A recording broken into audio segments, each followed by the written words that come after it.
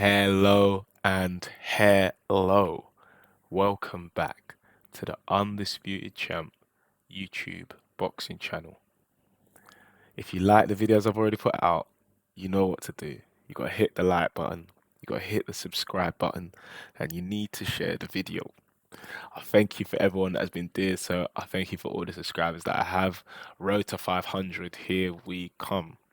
Today, I'm doing a follow-up vid for the Terrance Crawford versus Errol Spence for the undisputed world welterweight titles. These are fights that I've dreamt of, fights I've been waiting years for, and it's finally nearly here. I'm just doing a little follow-up because I wanted to see the build up a little bit more. I wanted to see the Showtime 24/7s. I wanted to see listen to all the interviews the fighters have done and I've done that. I've really taken time out to listen to both fighters on the Breakfast Club, both fighters on Gillian Wallow, both fighters on the Pivot podcast, both fighters in the 24/7s, and I've really downloaded a lot of information. So I just want to unpick what I've seen and just share with you guys more of my thoughts on the fight. Regarding the build-ups, both fighters are experienced fighters. They've both fought on high-level fights before. They've both done pay-per-views before. So it shouldn't be anything brand new. One thing I will say, this fight is bringing a bigger spotlight on both of them than they've ever experienced before. And we don't know how they will react until fight night. At the moment, they seem to be coping very well, but we don't know how ultimately it will affect them until fight night. One thing I will say though, particularly on Terrance Crawford, Terrance doesn't really do too much before a fight. And when I say too much, I mean he's not really going around doing interviews everywhere, left and right. He's not really PRing a fight. He normally just likes to get in there, and Terrance still does not good numbers, but he just likes to get in there and then fight. And I feel like this fight, Terrance has been doing a lot of that. I feel Terrance has been selling the fight more than Spence. Spence has done his interviews, but Spence hasn't been going above and beyond like Terrance. And I just hope that this slight change in build-up doesn't affect Terrance Crawford. I love fighters that are consistent. I've seen Terrance throughout his career, quiet, quiet, quiet, fight week, turn up a little bit, cause a little bit of animosity between him himself and the other fighter, and then turn up on fight night. And this fight, I'm seeing PR, PR, PR, PR, PR, and I'm like, Terrance, this isn't what I usually see. So I'm hoping it doesn't affect his performance. Errol, on the other hand, he's been fairly consistent. He's done his PR, but even his demeanor in all the PR has been very calm, very straight to the point.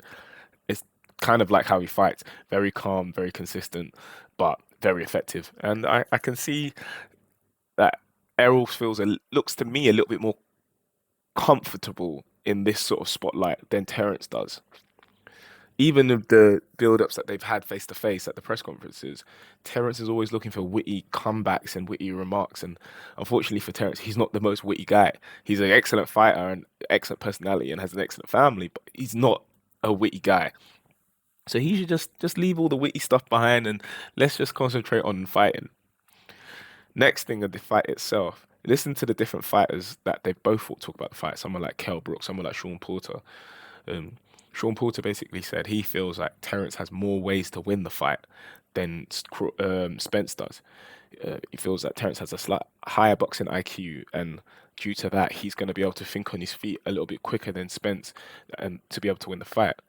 Whereas Kell Brook said that first of all, Errol's the harder puncher, and then he says that Errol is consistent um, and never stops. He just keeps attacking, heavy jab, power punches to the body, good chin so he can take what's coming back at him, doesn't go anywhere.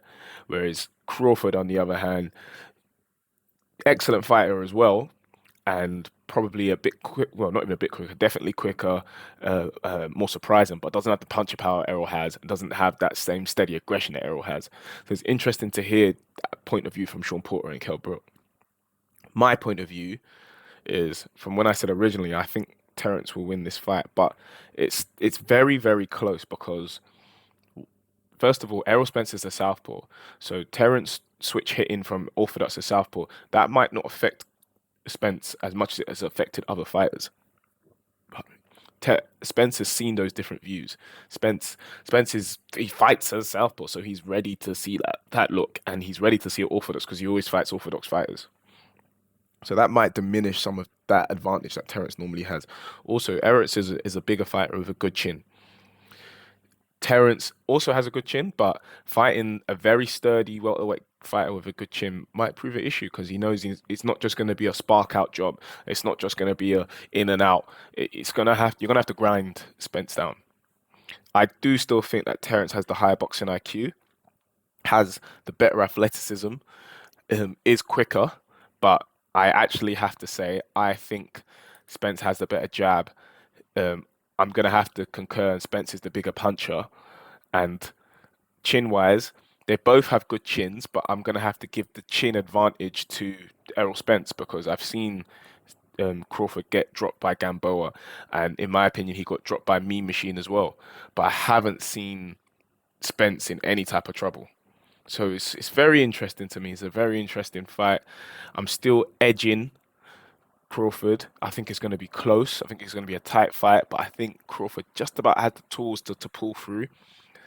I would love to see what they look like at the weigh-in and the pre-match press conference, the final press conference, and yeah, good luck to both fighters.